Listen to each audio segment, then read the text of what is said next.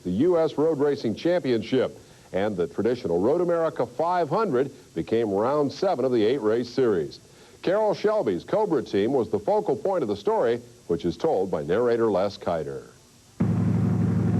Road America's track is 4 twisting miles, 3 lanes wide, knifing through the rolling Kettle Moraine section of northern Wisconsin. The winner will lap the 4-mile track 125 times, average better than 84 miles per hour, and take just under 6 hours to complete the punishing 500-mile run. At stake, points for the Road Racing Championship of the United States for drivers and manufacturers. In the manufacturer's class, Cobra creator Carroll Shelby, whose Cobras were soundly trounced by Ferrari at the start of the season, has realized his ambition: beat Ferrari. Yes, mathematically we've already won it. If Ferrari won every race, the first 5 positions, they couldn't catch us. They would lack a couple of points. And I can't see them beating us in one race, much less in both of them.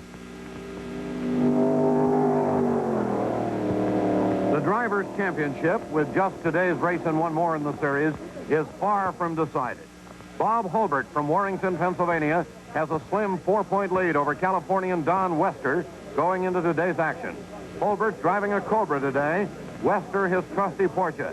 As he sees it, well, Mr. Hulbert, I think, is probably the top driver in the country, so, I mean, it does give me a better chance. I mean, racing against just the other Porsches and so forth. With him in a Cobra, why, his problem will be just lasting, I guess, 500 miles and trying to beat a lot of the bigger cars, which he can probably do because the Cobras have proven in the past to be very reliable. Hulbert feels, well, it's getting pretty close. This is a 500-mile race, so if anything can happen, really. We've got a good car and a good chance, but you have to be running at the end of 500 miles to get any points. The Cobras started 1963 with a poor endurance record. Shelby feels now he's got that problem solved. We're running 35, 40 hours on the cars without even overhauling them now, which is phenomenal. That's even better than Ferrari is. They've been reputed to be the most reliable cars, and I think we even got them beat on that now, so I'm not worried one bit about the 500 miles. In fact, I wish it were 1,000. But last year's Driver of the Year, Roger Penske, who beat Shelby's Cobras at Sebring in this same GTO Ferrari, sees things differently. Our car is not quite as fast on the straightaways. We have an uphill straight here, and the Cobras can really go by us going up there, but I feel the braking going down into turn 5 will be probably one of the problems that the Cobras will have after 2 or 3 hours. You know, at Sebring, Gurney and Hill came in after 3 hours with brake problems, and we're counting on this today. We'll only make 1 pit stop. We'll run 250 miles, where the Cobras will have to stop 2 or 3 times. This will pick up a number of seconds, because each time you're in the pits, of course, you lose anywhere from a minute to a minute and a half. Wester and his smaller engine Porsche can't run with a big iron, but nevertheless isn't worried about the long hilly course. No, we're geared real good for it. I mean, it doesn't seem to bother us too much. We'll take it easy up the straights, I think, because we're geared a little bit too low, and we'll pull 8,000 if we don't watch out. So we're going to try and hold it to 7,500. Bob Hulbert's chances for the Drivers' Championship depend on the Cobra's reliability, especially with his closest competitor, Wester, in the endurance-proven Porsche. A Porsche is a heck of a good endurance car, which you know and I know. I feel the Cobra will hold up real well, too, but we may have a little more competition in the over 2-liter class. So, again, we've got to keep our foot in it, I guess, and hope for the best. In a field of 61 cars that includes everything from the brute force Cobras to the delicate Lotuses, from Elvas to Porsches, Lister Jags to E-Jags, the biggest question mark is a sleek combination of Elva body and Porsche engine. Milwaukee Porsche ace Bill Wiestoff, who will handle a new combination, gives the details. Well, it's something that is really completely new. The car was developed in conjunction with Carl Haas, Oliver Schmidt, and Frank Nichols, who is Elva. And the idea was conceived some time back, and they've been working on the car for about 9 months to a year.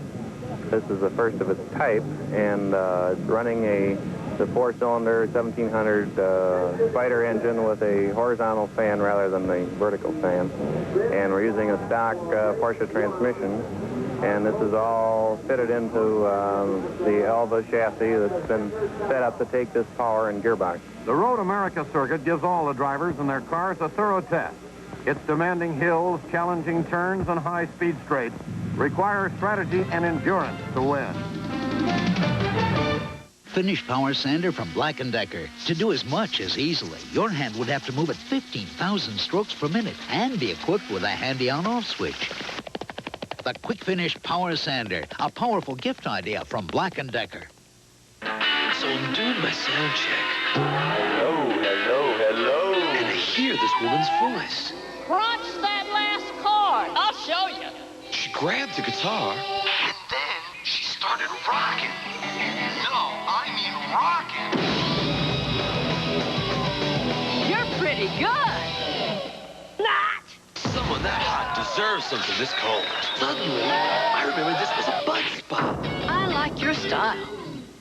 Are you looking for the perfect gift for the man on your Christmas list? Take this simple quiz.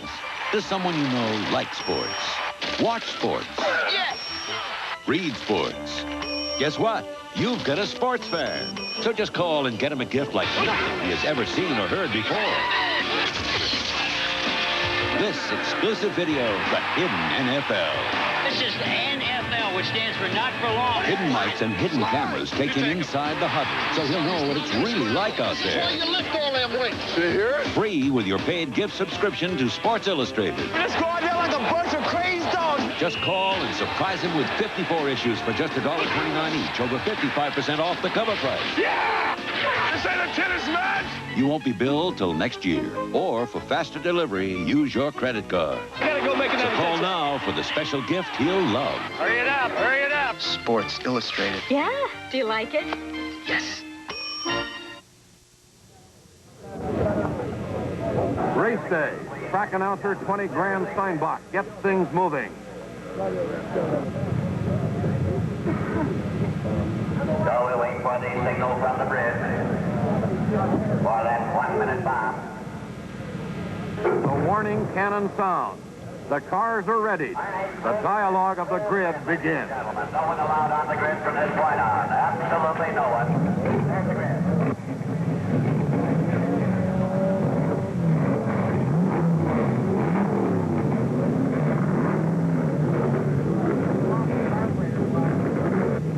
The pace car takes them away. Once around the track, under and over 2-liter sports cars first, followed by a second pace car leading the GT cars in the manufacturer's race. Once around the track for Bill Wiestoff, Don Wester, Harry Hoyer, Bob Holbrook, Chuck Castle, Don Devine. Once around for Dave MacDonald, Roger Penske, Briggs Cunningham, Walt Hengsten, and then off under the flag.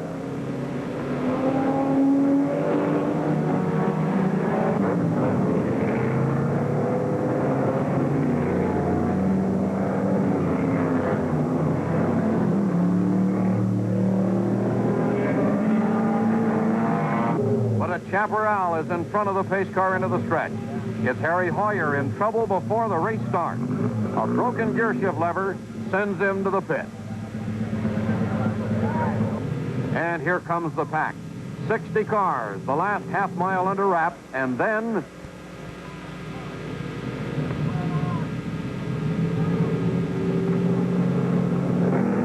leap past the pace car and away.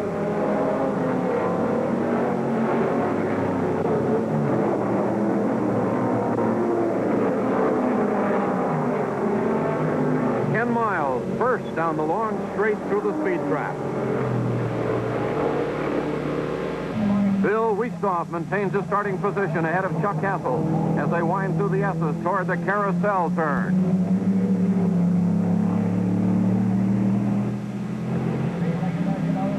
Wiestoff and Castle have passed Miles' more powerful machine in the tricky turn, and now lead through the carousel turn and into the famous Canada corner.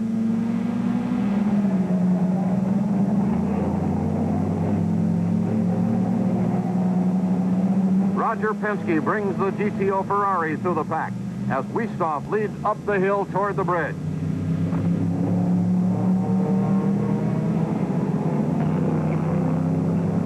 Lap 1 completed.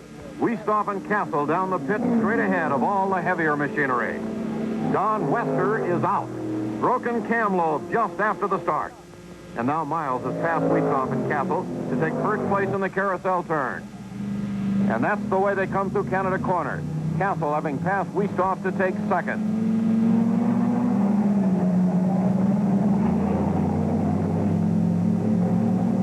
MacDonald and Spencer are bulling their Cobras through the pack, and there's plenty of action heading into the sharp turn atop the hill. Harry Hoyer, charging to overcome his early gear shift problems, is off the course, but in no trouble. And now Miles has begun to establish his lead. Weestoff holds second, Castle third, and Penske fourth. And so they roll through the carousel, the 98 Cobra showing signs of staying in front all the way.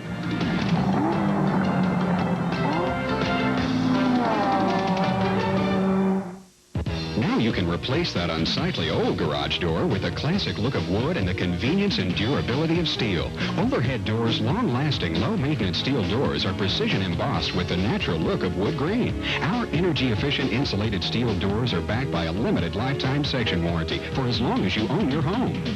Look for the ribbon, look for the name, the original overhead door. Call Overhead Door Company of Atlanta at 448-3249. Randall Charles Martin, age 32, looks older, acts older. Randall Charles Martin, 1 year later, looks younger, feels younger, more confident. The reason? The HRS step-by-step method. Possibly the most advanced hair replacement method ever devised. Definitely the most natural. For free information, call HRS at 1-800-645-8900. Operators are standing by now. National title contender Miami storms Boston College, and the missile Cadre Ismail leads Syracuse against West Virginia. The beasts from the East make it a jungle out there. Saturday, live on ESPN.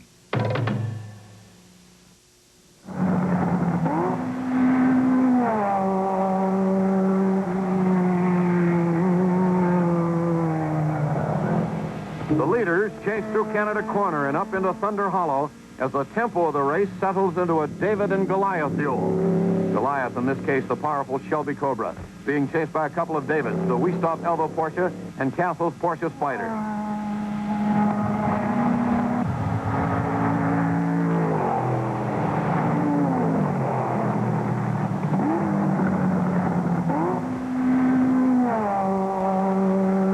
And the scrambling still goes on farther back as the heavier machinery works its way past the under 2-liter cars. Miles Cobra, Weestoff's Elva Porsche, and Castle's Porsche handle the ever-changing radius carousel turn beautifully as they stay in front of the pack. And now a new face works toward the front. Don Devine has pushed the Meister Browser Scarab through traffic and noses toward the leaders through Canada Corner. The action continues through Thunder Hollow as they roar three abreast toward the last turn into the pit straight.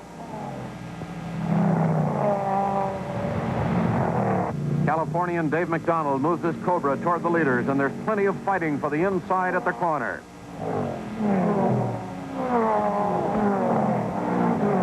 The Lister Corvette's close to flames and requires the ever-ready fire extinguisher to keep her from going. Meantime, Penske's dropped to 6th place, the result of an early pit stop. New York Porsche ace Herb Swan is hotly pursued by Ralph Salyer in a Stingray. And the third Team Cobra, driven by Lou Spencer, has started making its move, passing Swan's Porsche en route to the front. A crowd of some 38,000 spread over the grassy knolls of Road America 500, seeing plenty of action, and the battle continues. Chuck Castle shows his Porsche's advantage on the turns as he sidesteps Frederick's Corvette. Spencer has really opened up his big Cobra and takes over 6th place at noon, with Cobra teammate Dave MacDonald in 97 right behind through Thunder Hollow. Road America's specially constructed course throws every test at the drivers and their machines. They negotiate twisty uphill turns, high-speed bends, and flat-out straights for 4 grueling miles per lap. MacDonald doesn't back off at all, shooting down the challenging carousel turn. And Chuck Castle battles to stay toward the top, his Porsche performing beautifully.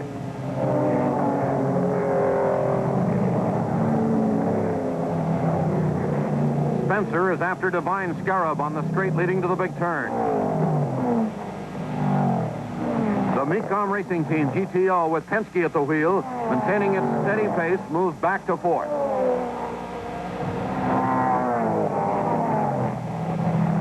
Tom Payne's privately entered Cobra is considerably slower than the Shelby team due to gear trouble. And the race is closer than ever. Cobra speed versus Porsche maneuverability.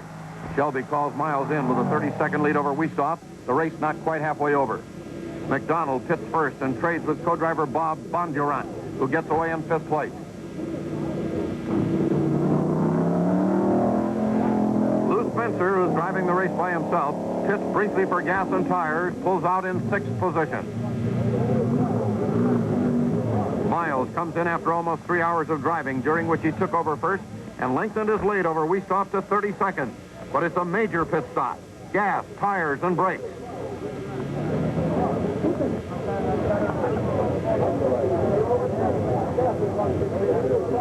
Bob Hobart is still in the pits when Wiestoff, who pitted just before Miles, but for only 2.5 minutes, roars back in first. Spencer has lost his untightened front wheel and runs the whole course on his disc. Bob Hobart prepares to take over, but the brake pad change is going slowly, and Wiestoff builds up a healthy lead before an exasperated Hobart finally charges back, now behind more than a lap. Warning, up to half of all engine wear can happen when you start your car. At this critical time, tests prove Quaker State 10W30 protects better than any other leading 10W30 motor oil. In an overwhelming majority of engine tests, Quaker State 10W30 flowed faster to all vital parts. In all size engines tested, Quaker State protected faster, so it protected better. Get the best protection against startup wear. Today's Quaker State, it's one tough motor oil. Ron Hayes, right field, Philadelphia. Cal Ripken, shortstop, Baltimore. Tim Jackson, attorney, Los Angeles. Roberto Leon, teacher, Oakland. Ever since Major League Baseball introduced the authentic diamond collection of clothing and equipment identical to the pros, it's gotten a lot harder to tell the players from the fans. The authentic diamond collection, a part of baseball you can call your own. Wiestoff's lead is short-lived as Don Yenko, now driving the Meister Browser Scarab, grabs first with some flat-out driving.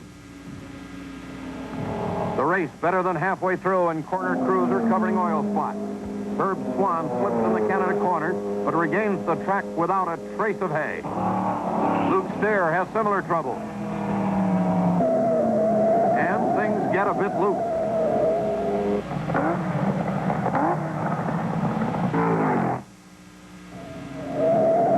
Runs into trouble, but straightens himself out without damage. And Bob Hobart, determined to win the Drivers' Championship, is revenging his overlong pit stop. Augie Paps has taken over the GTO, but after a 7-minute pit stop, he has a long way to go. Bondurant and Bill Dietrich, now driving the 73 Porsche, are hard at each other at Canada Corner. Hobart's not to be denied. He's after Wiestoff, who has now regained the lead from Yenko's faltering Scarab. Wiestoff's untested combination of elbow body and Porsche engine is performing beautifully as he fights to stay in front. But Hobart's faster Cobra has chopped Wiestoff's lead to 3 seconds. And Hobart gets by Wiestoff just before Canada Corner and stretches it out up Thunder Hollow with first place the only thing in his mind. The Scarab's brief glory, first for 17 laps, ends as the engine blows with Don Devine at the wheel. And that ends it for the Meister Browser team. Hoyer's early troubles took him out before halfway, although he was faster through the speed trap at 150 miles per hour than anyone before his car gave out. MacDonald is back at the wheel of the 97 Cobra, intent on moving up from his 5th position.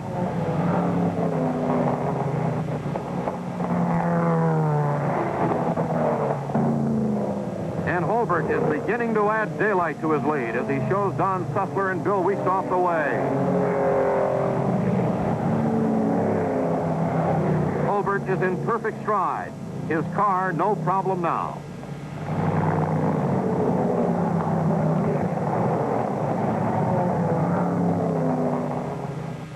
Better than a third of the starters are now out of the race, sidelined with serious brake trouble, blown engines, oil leaks, faulty gearboxes.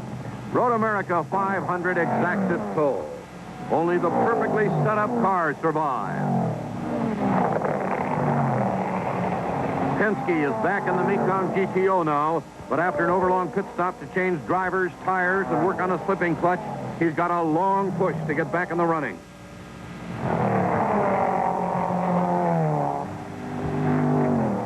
Young Dave MacDonald, fresh from his rest, pours it on to work himself into the same lap with Sussler, who's now third. And as fatigue becomes a factor, driving becomes a little more ragged. Lap times increase as car and driver wear under the punishment of high-speed driving. Doug Thames' Dino Ferrari moves toward the front. The young Milwaukeean, sixth in the point standings, has worked to ninth place. And the Cunningham Team Jaguars are taking advantage of the mortality rate and their perfectly tuned cars. Walt Hanskin, driving with Paul Richards, has brought the number 61 E-Jag to a seventh-place slot as the race grinds on into the 70th lap.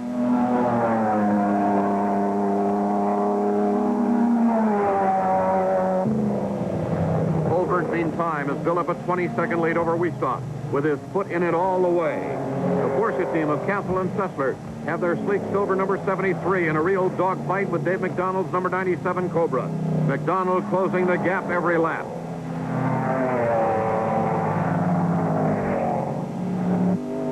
Farther back, Lou Spencer seems unaffected by his solo driving chore and keeps pressure on MacDonald for that fourth spot. But MacDonald's got his eye on Sussler's Porsche just in front of him and continues his flat-out exhibition.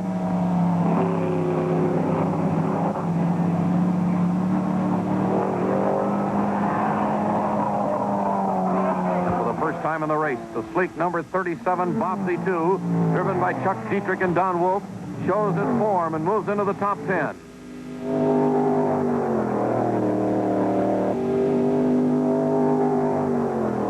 Up front, Holbert has brought the 98 Cobra in for Miles to take over after a brake pad change.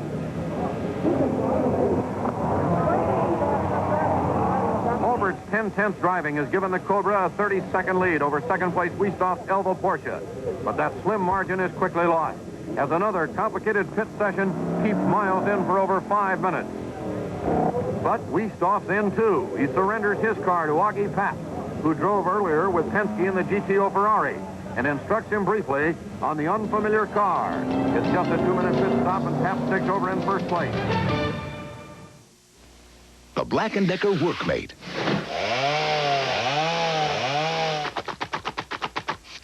About all it can't help you do is clean up.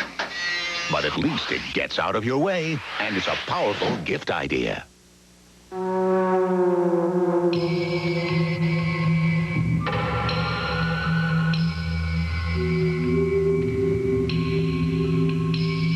Where would the African elephant be today without cable? After viewing a Discovery Channel documentary on the slaughter of African elephants, delegates from 103 nations enacted a total ban on the sale of ivory. Cable contributes to life.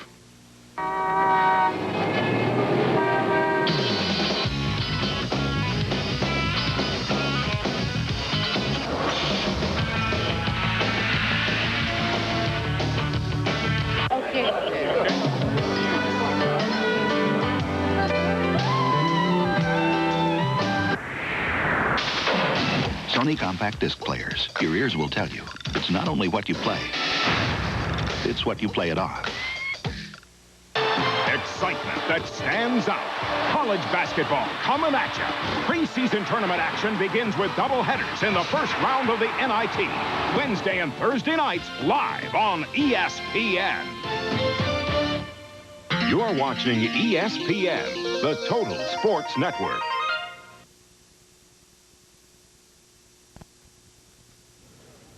With just an hour to go, the stage was set for a major upset at Road America. The brand new under 2-liter Elva Porsche was within sight of victory over the big engine cars in the Road America 500. Miles, frustrated from losing the lead in the pit, puts his foot in it to make up the lost time. Watch this battle as Miles tries to catch up with less than an hour left in the race.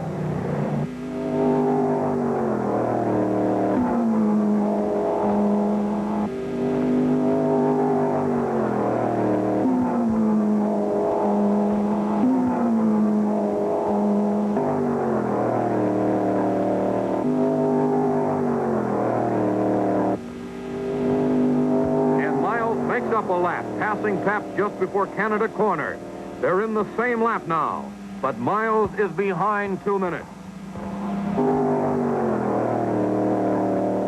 Augie Paps keeps the Elva Porsche smoothly in front.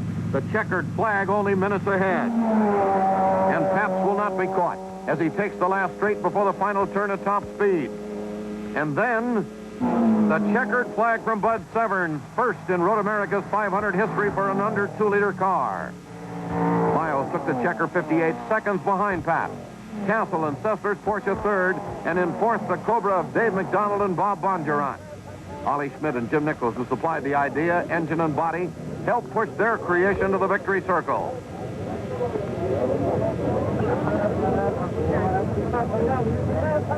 Starter Bud Severn hands over the familiar victory token with everyone's congratulations for a history-making performance. Wiestoff and Pap, the winners. Bill Wiestoff handled the car for 84 laps, giving it to Pap for the finish. They own first place for 54 out of the 125 laps of the race. Average 84.44 miles per hour. Second overall and first in the over 2-liter was the Hobart Miles Cobra. They had 3 more first-place laps than the winners, but had too many long pit stops to overcome. Hobart and Miles finished 58 seconds behind Wiestoff and Pap. 12 minutes in the pits, just too much of a handicap. Nevertheless, Carroll Shelby and his Cobras win the Manufacturers' Championship, and the new Drivers' Champ is Bob Hobart, the first champion of the new United States Road Racing Championships. What about Cobra's endurance? Well, I still feel good about that. I mean, they are very reliable. We had a little brake trouble today, which is nothing to do. This is just a real tough course on brakes, and we had to make 2 brake pad changes, which really cost us the overall win, I imagine. We lost 2 laps of each change, and we just couldn't quite make up the last one. So we were a minute short at the end. Well, for technical reasons, Bob and I are driving one of the older cars, which still has small brakes. And if we had had time, we would have prepared one of the later series of cars that has much bigger brakes, and we wouldn't have had this trouble. A clean sweep for Bill Wiestoff and Augie Pap in an historic Road America 500. Well, the U.S. Road Racing Championship lasted 6 years before giving way to the Can-Am, which became the SCCA's premier series. Road America, well, it remains at the forefront of road racing in this country, hosting most of the major American series. And the brats are as tasty today as they were back in 1963 in the glory days of motorsports. I'm Dave Despain. I'll see you next week.